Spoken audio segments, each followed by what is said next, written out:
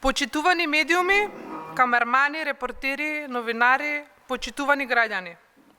Во пресред на закажаниот состанок на Советот за безбедност, ние од Социјалдемократскиот сојуз на Македонија со голема загриженост се обраќаме до председателката Гордана Селјановска-Давкова со барање и апел да не ги потпишува указите за законите за полиција и внатрешни работи. Ова од причина што власта со неверојатна лежерност протурка скандалозни и опасни измени кои го укинуваат професионализмот во полицијата и неа ја претвараат во партиски инструмент на принуда или ја претвараат во милиција која ќе биде под директна команда на министерот за внатрешни работи.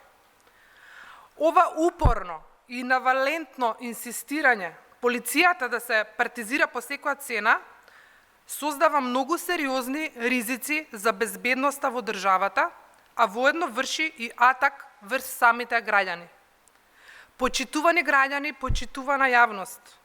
Со новите така наречени закони, министерот Тошковски добива неограничена моќ и значително му се проширени дискреционите овластувања.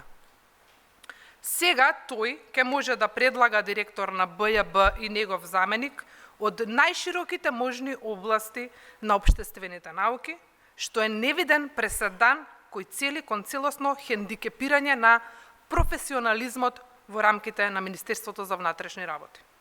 Сега тој сам ќе може да поставува началници на сектори за внатрешни работи и командири, без тие да исполнуваат основни критериуми за стаж, без да имаат искуство или претходно постигнати адекватни резултати.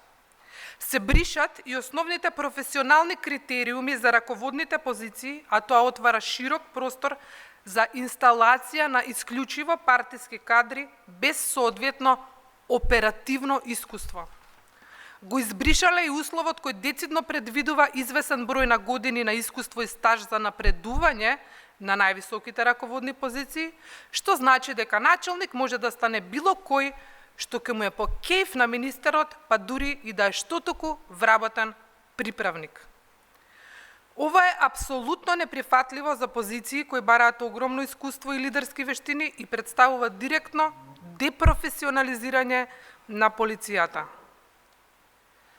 Од тука јасно е дека овие измени не се во правец на заштита на слободите и правата на граѓаните, туку се во правец на заштита на партијата. Ваквите измени имено се во директна спротивност со клучните стандарди за полиција кои што ги пропиша Советот на Европа, посебно во Европскиот кодекс за полициска етика кој промовира еден важен принцип, а тоа е да постои оперативна независност на полицијата од политичките влијанија. И овој принцип бара професионален и меритократски систем на управување. Но особено загрижувачки за нас се и одредбите кои отвараат простор за масовно следење преку биометриските податоци со некакви си напредни технологии и тоа без јасно утврден надзор. И ова е спротивно на општата уредба за заштита на податоците или General Data Protection Regulation врзана за Европската Унија, односно конкретната европска регулатива. Ја избришале и одредбата со која беше предвидено дека полициските службеници кои што се осудени, замислете, со правосилна пресуда за кривични дела, а се предвидува за нив минимум 6 месеци затвор, на кој што им престанува фактички работниот однос, со бришењето на оваа одредба, де факто широко се отвара врата за инсталација на криминални структури на раководни позиции во Министерството, па така оние кои што до вчера биле гонети од полицијата, сега ќе може да шефуваат на оние кои што честно си ја вршат работата во Министерството.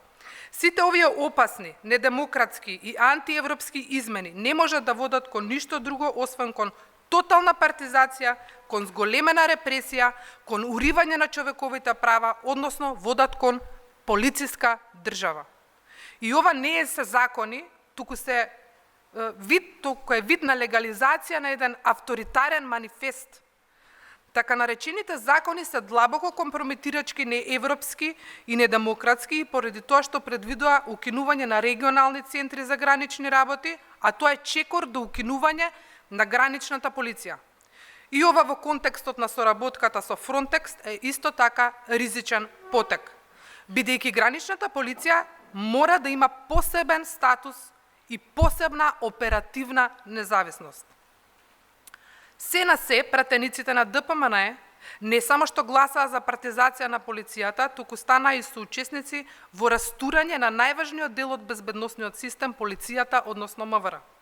А ова министерство е едно од клучните одговорни и за суверенитетот на државата.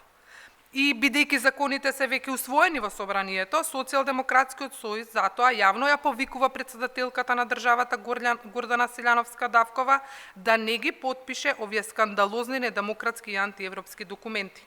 Ние сме длабоко убедени дека претседателката има и сила, има и волја да застане на страна на уставноста, на демократијата и особено на страна на мерит системот за кој знаеме дека неуморно се залага.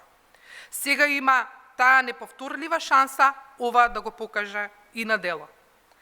Прво, бидејќи овој закон не е реформа, туку е, како што кажав, манифест на авторитаризам и е брз рецепт за злоупотреба.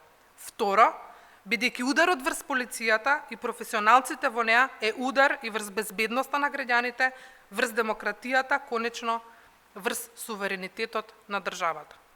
Освен апелот до претседателката, кој денес го упатуваме од оваа говорница, ние, како парламентарна опозиција, ќе доставиме и официјални документи, детални и референцијални елаборации за овие стравични решенија до амбасадите на ЕУ, на САД, на ОБСЕ и Советот на Европа, но и до другите релевантни домашни и меѓународни институции, со цел да алармираме за овие крајно непримерни и загрижувачки чекори на власта. Секако, ние нема тивко и немо да наблюдуваме и нема да дозволиме оваа власт да ја претвори полицијата во партиска милиција, односно државата да ја претвори во полициска држава. Ви благодарам.